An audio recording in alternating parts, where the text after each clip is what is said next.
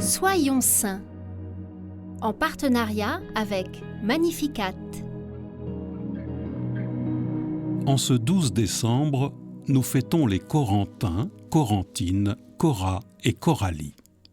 Au Mexique, en 1531, Notre-Dame de Guadalupe apparaît à l'Indien Juan Diego, fêté il y a 3 jours. Le 9 décembre 1531, il a 57 ans.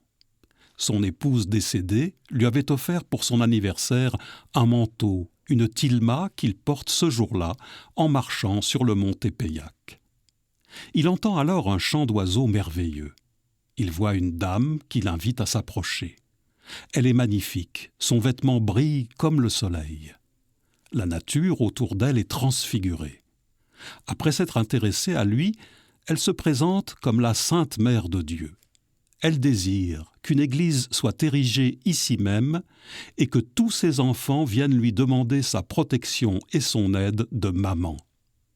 Pour cela, il doit se rendre à Mexico afin d'en faire la demande à l'évêque.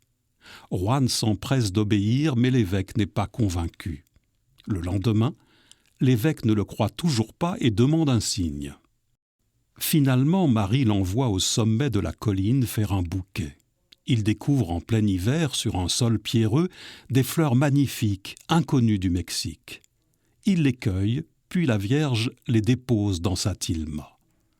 Lorsque Juan Diego ouvre son manteau devant l'évêque, les roses tombent au sol et apparaît l'image de Notre-Dame de Guadalupe sur sa tilma. Cette image miraculeuse est encore vénérée aujourd'hui. Elle est régulièrement étudiée par les scientifiques, personne ne réussissant à expliquer la fixation ou la précision de cette image datant de 1531. Dans le sanctuaire construit, Marie continue d'appeler tous les peuples à aimer son Fils. Seigneur, tu as placé ton peuple sous le patronage particulier de la Mère très sainte de ton Fils.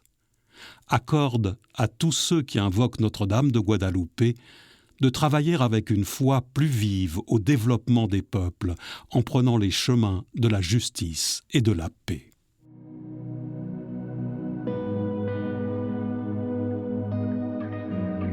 Notre-Dame de Guadalupe, qui a révélé à Juan Diego que tu voulais écouter nos peines et être comme une mère pour chacun de nous, nous te confions tous nos combats et nos difficultés.